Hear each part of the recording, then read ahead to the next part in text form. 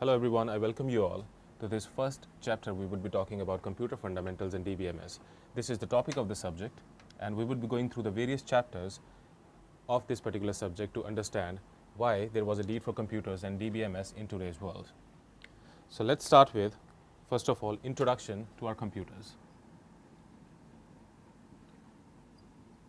The modern day computing system has been derived from various evolutions. The computer has evolved from time to time to provide us with all the necessary numeric and arithmetic calculations which we use in our everyday life. Nowadays, computers are a necessary part of everyday things.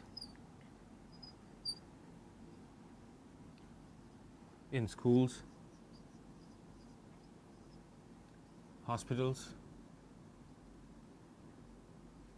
and different kind of organization to generalize.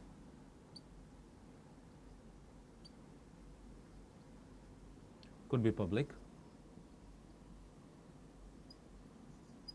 or private. Why we are talking about here, the computers are generally used in all these organizations nowadays.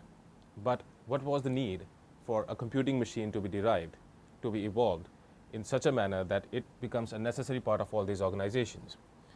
We will be talking about this one by one.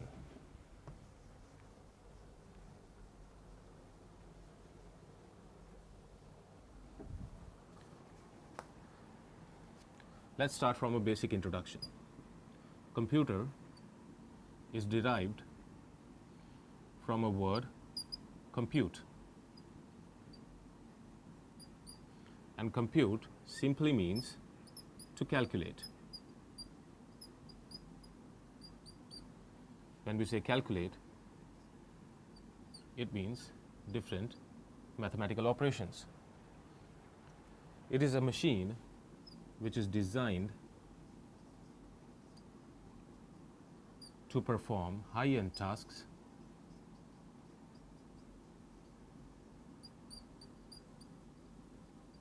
at a great speed.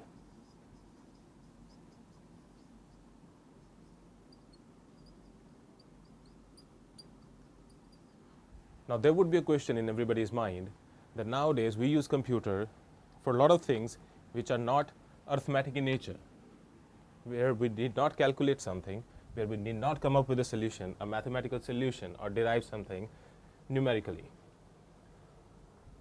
Now we understand, even if we use computer for all those operations which are non-arithmetic and non-numeric.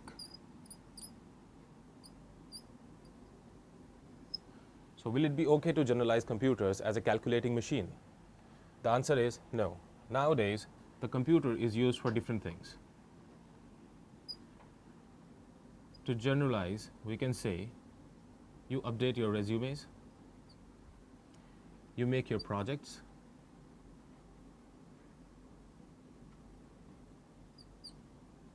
and you store all kind of your data, multimedia even, on your computers. So when we say that computer has been utilized since their inception for arithmetic and numerical purposes, nowadays they have evolved into something where it is used for non-arithmetic and non-numerical purpose as well. So a machine which operates on data can be called computers.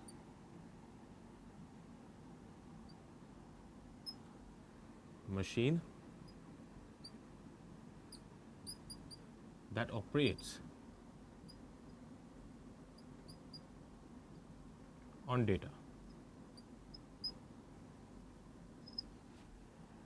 Now, when we say data, there would be something wherein a process would be required, wherein we would be inputting data into the computers and they would be getting the results.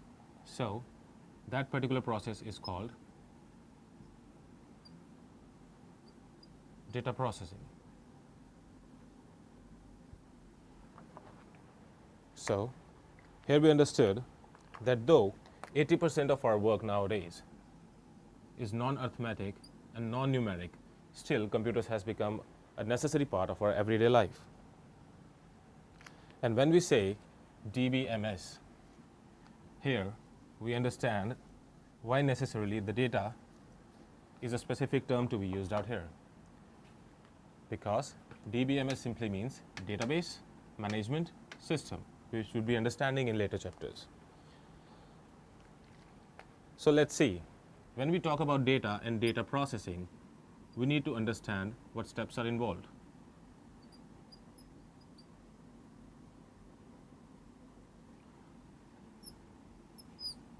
To take an example, this is our computer, and we have some raw data.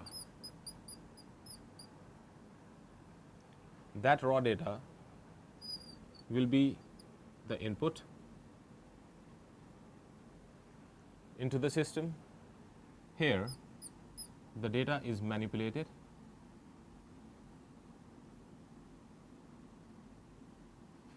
and the outcome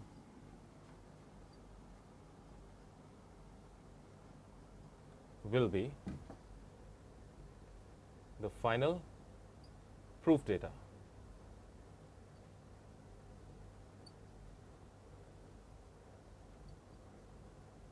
In 3 simple steps, we can understand what data processing means. We have some raw data, we input it into the computer, we manipulate it, we make changes, and the outcome we get is final proof data, which is required in our everyday life. So as we have understood the data processing term, we would be taking it forward and we would be knowing what are the strengths of our computer system.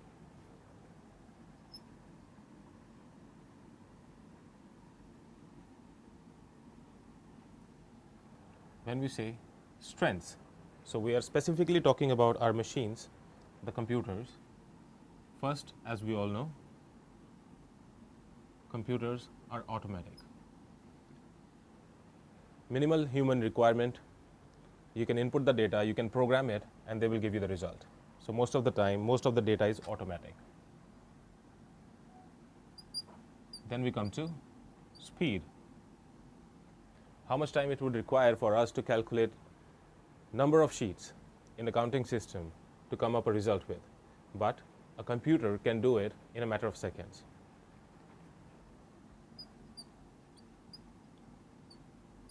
Then we say accuracy. That we all know. Once the system is programmed and there is no human error which is occurred, you get accurate results all the time.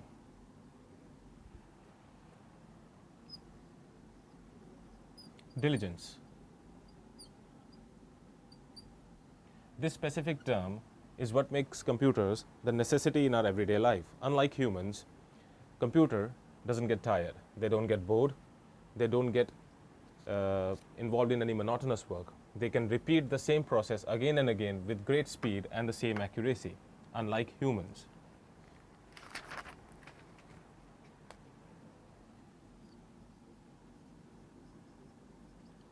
Next is versatility. Now, when we say versatility, we are talking about multitasking here. A computer can perform different tasks at a great speed with great accuracy at the same time. So it's very versatile in nature.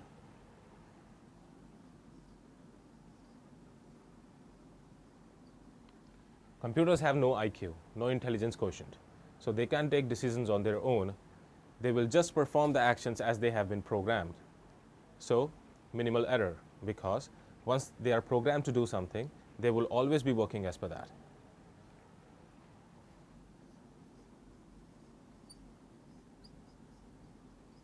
Last one is no feelings. Computers will never take a decision based on their feelings. They never get emotional. They would be providing all the results accurate and as per the logics provided. So we talked about automatic, computers being automatic. They provide great speed, accuracy in results. They don't get bored or monotonous. They can perform various jobs. They have versatile actions. They have no intelligence quotient and no feelings. These all would be the strengths of computers. Okay, so now let's talk about the limitations. Everything has their own limitations. Computers do. Computers have no self-intelligence.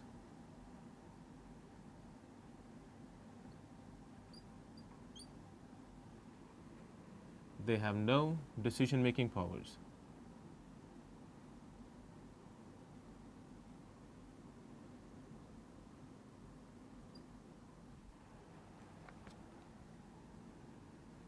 They are emotionless.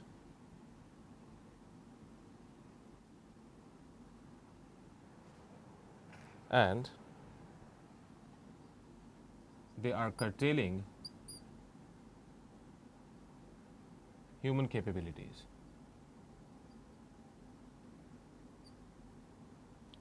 Let's understand the limitations. When we say no self-intelligence, we say computers don't have their mind. So they take decisions as per programming. No decision-making process means they cannot make any decisions. All the programming that has been done forces them to produce an accurate output. They are emotionless, they don't have any emotions. They would be always programmed as required. They are curtailing human capabilities. That means nowadays people don't remember a normal phone number. Nowadays they are using calculators. They cannot do hectic calculations on their own. So everybody is relying on computers to do everything. That means human capabilities are curtailing down. So after strengths and limitations, let's get forward.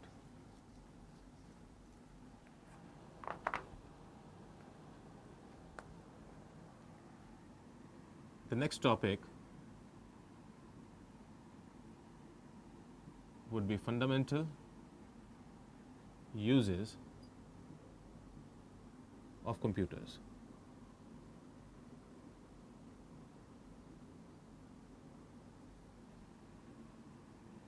Let's understand this one by one. Nowadays, the communication depends on computers a lot. Emailing, telechat, all video conferencings, they are all done through computer systems. So if there are no computers, the today's world communication will come to a halt.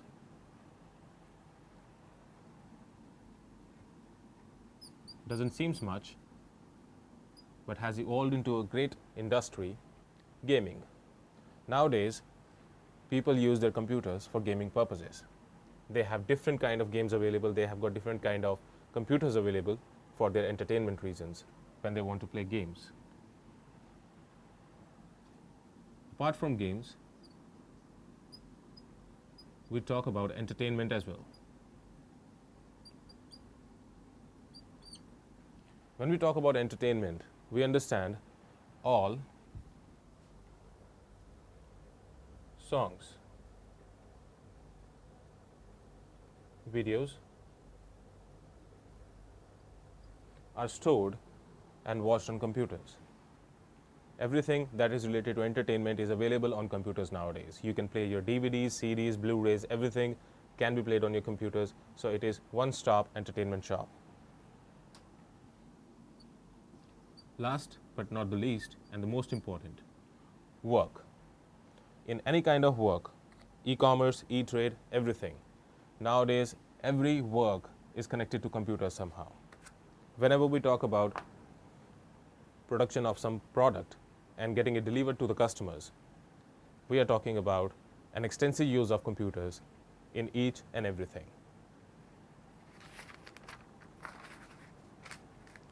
Now, as we know the fundamental uses of computers as well, we would be talking about the development of this machine.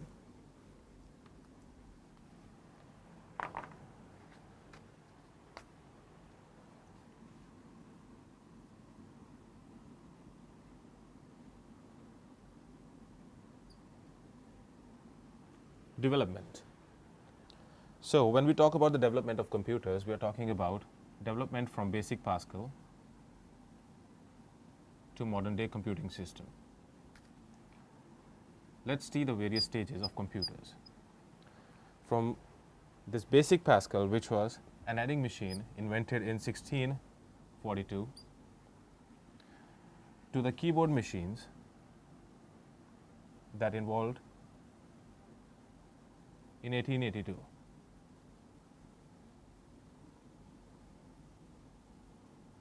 Which are still in use. We all know Charles Babbage was the father of computers.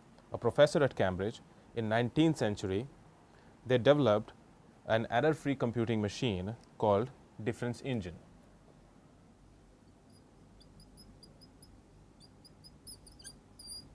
This was the first stage of the computers.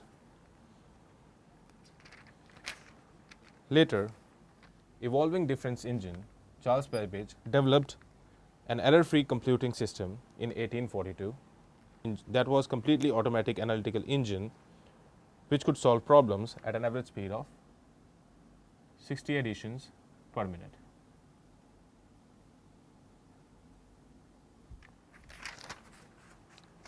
Now was the stage when computer actually start evolving. We got Mark 1,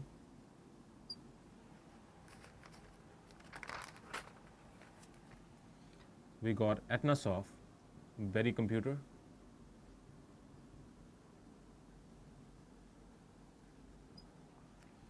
we got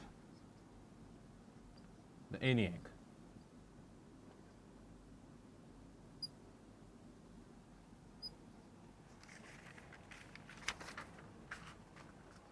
the EDVAC,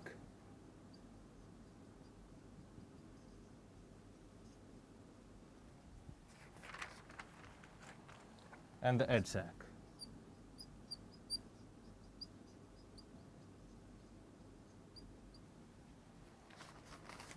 Let's see them one by one. The evolution of Mark I computer, which lasted from 1937 to 1944. This was also known as automatic sequence control calculator. This was first fully calculating machine designed by Howard A. Aiken of Harvard University in collaboration with IBM. Although the machine was extremely reliable, due to huge size and design, it proved very complex. In the same era, from 1939 till 1942, Etnasoft Berry computer was launched. It was developed by Dr. John Etnasoft, and the short form for Etnasoft Berry was ABC. B was referred to the secretary of Dr. John Clifford Berry, and there were 45 vacuum tubes of internal logic and capacitors for storage. Then came the ENIAC, 1943 to 1946. Electronic Numerical Integrator and Calculator. This was the full form of ENIAC. First electronic computer constructed by Moore School of Engineering, University of Pennsylvania, USA. Design team led by Professor J. Presp-Eckert and John Mauchly. Developed for military needs and required 20 by 40 square feet of room for operations. It used 18,000 vacuum tubes for work. Then came the EDVAC, 1946 till 1952. Electronic discrete variable auto component. Dr. John von Neumann later introduced stored program concept, sequence of instructions and data stored in memory of computers to direct flow of operations. It was influenced by the development of modern day. It has influenced the development of modern day digital computers. 1947 till 1949, which was the same era as the EDVAC, came the EDSAC. The full form was Electronic Delay Storage Auto Calculator. Executed first program in 1949 May, developed by Britishers simultaneously to EDVAC. It was used to do additions at 1500 microseconds and multiplications were 4000 microseconds. A group of scientists headed by Professor Maurice Wykes at Cambridge University Mathematical Laboratory. So from the basic Pascal till modern day computing systems. And modern day computing system is the UNIVAC, which was introduced in 1951.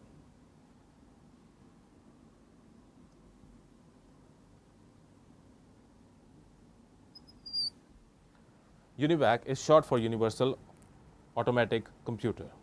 It was the first digital computer and was not one of a kind.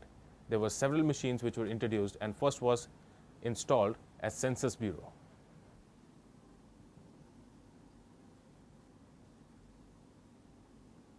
And later many machines was developed by IBM and was used at different organizations.